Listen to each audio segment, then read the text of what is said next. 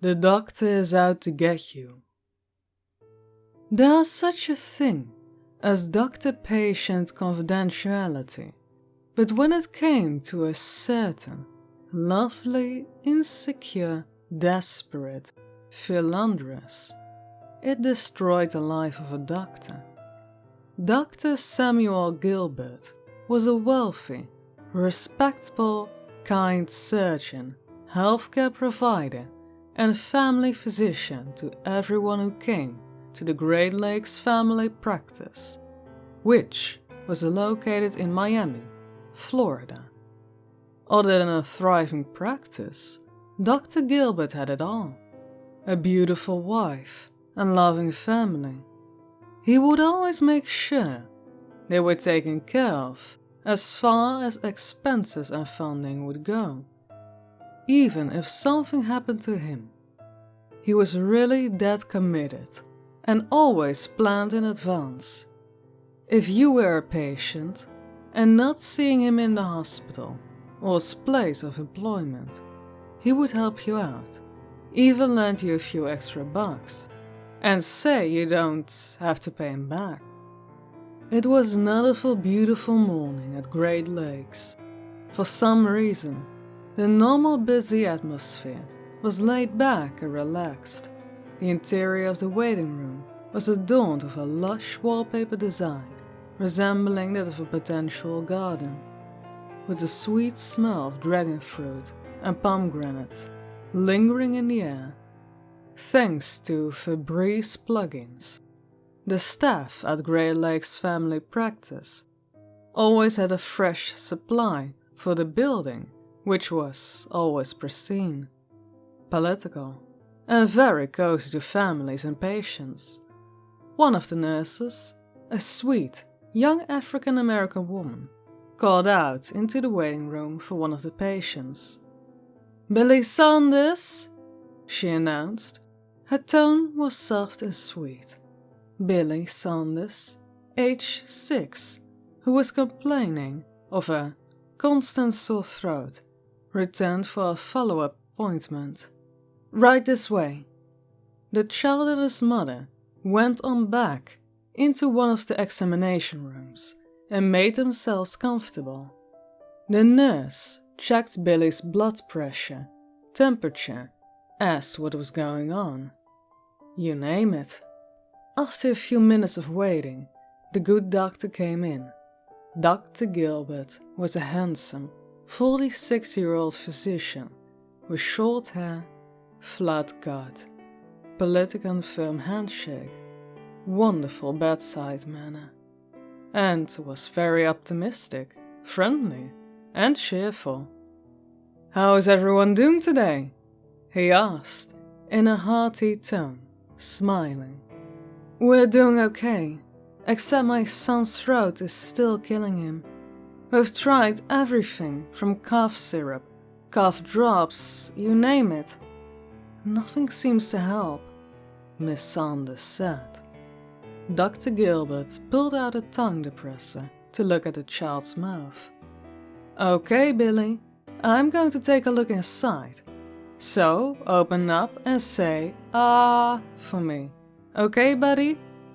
Ah." "The only thing that will cure your son's sore throat, Mr. Saunders, is a tonsillectomy. Now, he didn't eat anything the night before, did he?" he asked softly, removing the tongue depressor from the boy's mouth. "No, sir." "Excellent." Dr. Gilbert turned to the child. "Any questions, Billy?" He smiled. "How long will it take?" "About 30 minutes to an hour. And you usually get prescribed medication after surgery. But there's also a fun surprise." "What's that?" "All the ice cream you can eat," Dr. Gilbert replied cheerfully. Billy cheered at the concept of free ice cream. What kids wouldn't be happy? "Awesome!" Billy said, grinning ear to ear. Okay, Mom, you get Billy all set and we'll get this party downtown, Dr. Gilbert said, handing Miss Sanders a hospital gown for her son. It's going to be okay, son. Once you have those tonsils out, you won't have to worry about having a sore throat again. Once Billy got prepped for the operation, all the doctors and nurses came in with a journey for the boy. All set, Billy? The child nodded. Are you scared?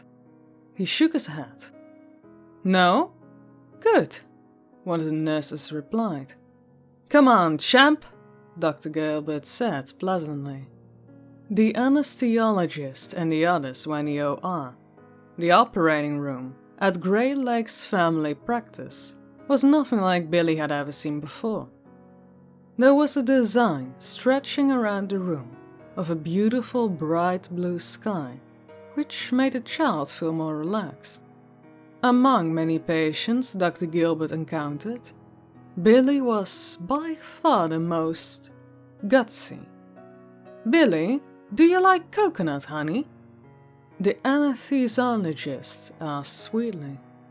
She got a mask prepped to sedate the child. Uh-huh. This will make you think you and your mommy are on the beach. You just count backwards from 20, and you'll be sound asleep in no time. The little boy heard the voice of the doctor and nurse around him. Just relax, and by the time this is over, you will have all the ice cream you can eat, buddy, Dr. Gilbert said, talking to Billy as though he were his own son. Nurse, can you put on the Ocean Surf CD? Certainly, doctor. The child's vision began to get blurry, and he was counting down and hearing the relaxation CD in the background. He felt peaceful and very relaxed. Then the OR around him began to fade black. Wake up, sweetie. The child came to. He was in a post-anesthesia care unit with his mother and a nurse who revived Billy with oxygen. Hey, Mama, Billy said in a groggy, raspy voice. You did an excellent job, Billy, the nurse said. Hey, buddy, how are you feeling? The doctor asked, smiling. I feel weird. Weird, huh? Dr. Gilbert replied, chuckling. My throat hurts, Billy said in a raspy whisper. Well, guess what, sweetie? Miss Sanders asked. You get to have ice cream. She smiled, kissing her son's forehead. We also got sherbet and sorbet if you want that, Billy, Dr. Gilbert said. Peanut butter fudge. Reese's peanut butter cup? Billy nodded. You got it, Dr. Gilbert replied. The doctor and nurse walked out of the room. Dr. Gilbert returned a couple of minutes later with Billy's requested ice cream. I'm so proud of you, honey, Mrs. Sanders whispered to her son, holding his hand. I feel tired, Billy said. We'll be out of here in no time, love. You just rest and have some ice cream. Then you and me will get to the subway. My treat. There you go, buddy, Dr. Gilbert said, handing his patient some ice cream. The doctor discussed with Miss Sanders about his son recovering and the possibility of him needing pain medicine if he felt any pain after the surgery. But all in all, it was a complete success, and the little guy would not have a sore throat anymore. Dr. Gilbert returned to the locker area to change out his surgical scrubs and into his standard doctor's coat and tie. He wrote a prescription for the little boy and wished him a pleasant day. After lunch was over, Dr. Gilbert had another patient to see, this time a woman who was complaining of a radical pain. She was a porn movie star, moonlighting as a stripper and had damaged her rectum during a porn shoot. The woman's name was Soraya, age 25. She was a beautiful young Lebanese American lady who had just gotten out of a divorce, and a biological clock was ticking. She thought she found Mr. Right in her porn sessions, but it wasn't enough. She was horny for both sexes. During the discussion, Dr. Gilbert said he would write a prescription for hydrocodone so Soraya could take the pain until she was referred to a proctologist, courtesy of him. "Thank you so much, doctor. Just take this referral and you'll be all set and go. The medication should help for the time being." "You know," Soraya said seductively, "I have never met a handsome doctor in my entire life." "Soraya, I'm flattered, but I'm married," Dr. Gilbert firmly stated. "Married men are twice as sexy and have a lot of experience. You've been really pleasant and sweet, Soraya, but I can't cheat on my wife. She doesn't have to know. As of a matter of fact, why don't I join you and her in an orgy?" Soraya suggested, licking her lips. I don't think so, dear. My wife would not take kindly in you trying to, make a pass on me." "Suit yourself, lover." "Soraya, please." Dr. Gilbert sighed. "Anyway, your follow-up will be next week, 11:30 in the morning. Is that okay?" "See you then." Soraya went to the reception area, picked up her recipe and walked out of the building. Dr. Gilbert, flabbergasted by what he went through, goes back into the office to get himself a drink of Mad Dog 2020, which he kept in his desk to soothe his nerves. He pages the reception area. "Angela?" "Yes, doctor." "Cancel all appointments. I'm going to take a powder and then go home." "Yes, sir." Dr. Gilbert finishes his drink and then grabs a soda from a small fridge he keeps in his office. He wasn't too tipsy, just enough to make him forget the events of today. "I'll see you tomorrow, Angela," Dr. Gilbert said, waving to the receptionist. "Have a good day, sir." With that, the doctor got in his car and drove home. Finally, he would be able to get some rest and spend time with his family. Throughout the next few days, Dr. Gilbert didn't think nothing more about Soraya coming on to him, and thought it was nothing but a crush. That's normal for any young woman. That wasn't until Soraya kept emailing pictures of herself, naked, to his computer, until his system nearly crashed. This infuriated him to the point of where he deleted every single picture. "Shit," he whispered to himself, getting his PC back to working order. "I swear, if it's not one thing, it's another." Before the day of a follow-up appointment with Dr. Gilbert, Soraya called his cell phone number, even during normal business hours. "Hello?" "Hi," Soraya said in a flirty voice. "Oh, hi, Soraya," he said, unenthusiastically. "What you doing?" she asked, very playfully. "Soraya, I can't talk right now. I'm with a patient," Dr. Gilbert insisted. "Aww, can't you come out and play?" "I'll see you tomorrow, alright?" Hangs up the phone. The next day, Soraya showed up with her father and was ready to meet Dr. Gilbert to follow up. The father waited outside in a waiting room. "So, Have you been feeling any pain after your surgery? Dr. Gilbert asked, trying to mask pure annoyance and loathing he had towards Soraya, with his pleasant behavior. No trouble at all, although it hurts just a little when I go to the bathroom. After bowel movement? Exactly. You'll feel pain periodically after radical surgery. That's to be expected. Even with advances and laser surgery, you're gonna feel some slight pain, but it will eventually go away. That's good.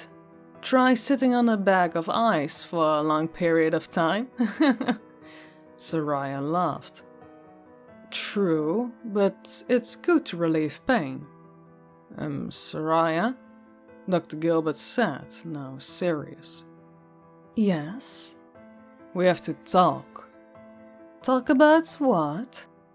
Soraya asked, innocently. I really like you, Soraya. You're one of my best patients. I really like you too, Soraya replied, smiling.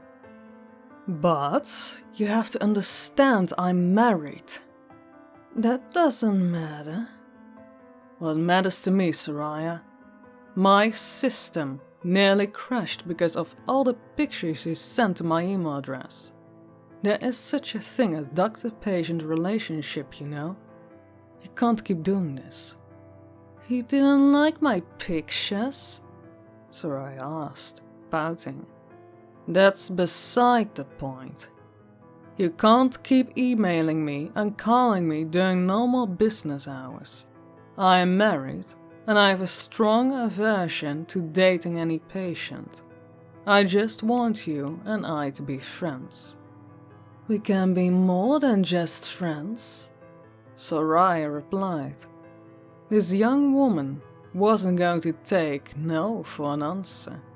She pinned Dr. Gilbert right to the wall, wrapped her arms around him and engaged in an unwanted French kiss. Much to Dr. Gilbert's disgust. Alright, listen to me. You stay the fuck away from me, Dr. Gilbert said angrily. But I thought we were nothing.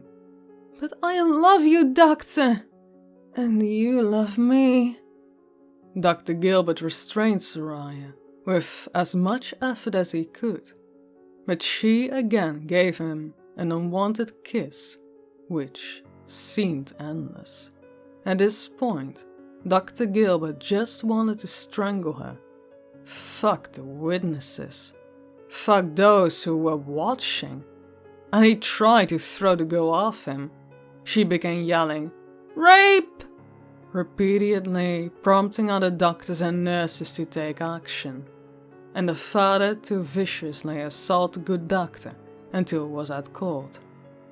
If you banged my daughter, none of this would have happened, motherfucker, is what Dr. Gilbert heard as he was out cold.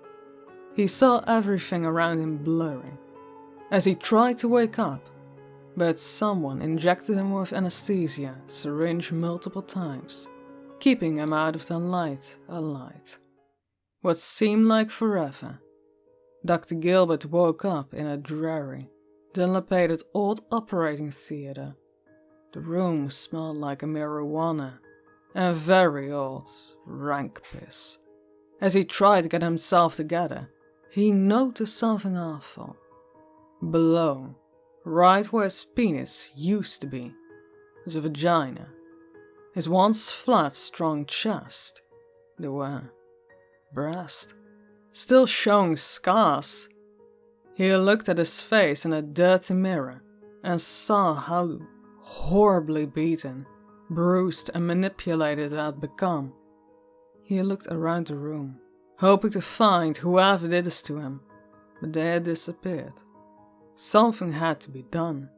After sliding on his tattered doctor clothes, that were now covered in dirt and blood, Dr. Gilbert picked up a child-themed surgical mask she always used when he was in Predictus, and put it on her face, to hide the scars and appear less of a threat. Soraya was in her home that night with a random John she met at a porno session and began having sex with him. It was after dark, and Soraya thought she would never see Dr. Gilbert again. She thought the doctor would be in jail for the rest of his or her life, and have his or her license to practice medicine stripped away. Soraya was enjoying the wild sex, but she had no idea what danger she would encounter. The John she was having sex with went to the bathroom to take a piss and had his throat slashed with a surgical scalpel. "Don't forget to shake," a creepy, masculine female voice said, muffling John's mouth and slowly lowering his body on the floor of the bathroom, as to not make any noise. Soraya thought that John was now taking a shit or a shower, and didn't think too much of it. A few minutes later, she heard a knock outside of the door several times, slowly. "Well, you can come in, don't be shy." No response. "I said come in here so I can screw your brains out some more." The knocking grew louder into a loud hit, causing the door to be kicked in. Soraya screamed at the horrific sight of a monster in her bedroom. She saw the bloodied, dirty doctor's coat and tie. "The doctor will see you dead now." "Who are you?" "You know who I am." Dr. Gilbert?" "Well, it ain't Doctor Who, slut. You see what you did to me, you little bitch? If you had just kept your hands to yourself and left well enough alone, I would still be practicing medicine, and I would still have my wife and children. You and your daddy made me what I am." Dr. Gilbert picked up a lamp and threw it at Soraya, trying to kill her, but it struck the wall. He or she pulled out a large bone handsaw with intentions of killing Soraya, but she sized her up. "What did you do to the guy who was here?" "Oh, no need to worry about him. I guess you can say he's indisposed, being red urine. Oh, and I really want to say that your daddy did a good job on me. He really used his head." Soraya screamed as Dr. Gilbert revealed the decapitated head of Soraya's father, turning his screams into screams of pure terror. She jumped on Soraya with the bone handsaw and began mutilating the philanderers. Then, Gilbert took a handful of thermometers that were taped together, shoved them in Soraya's mouth, then slammed her jaws together, causing the thermometers to break, resulting in her dying from a combination of mercury poisoning and choking. "Leave it in there just a minute." Dr. Gilbert chuckled sinisterly. She departed into the night, exacting his revenge onto those who had stripped her of not only her medical license, but her very life. The next person to cross her, will go under the knife. The doctor is out to get you.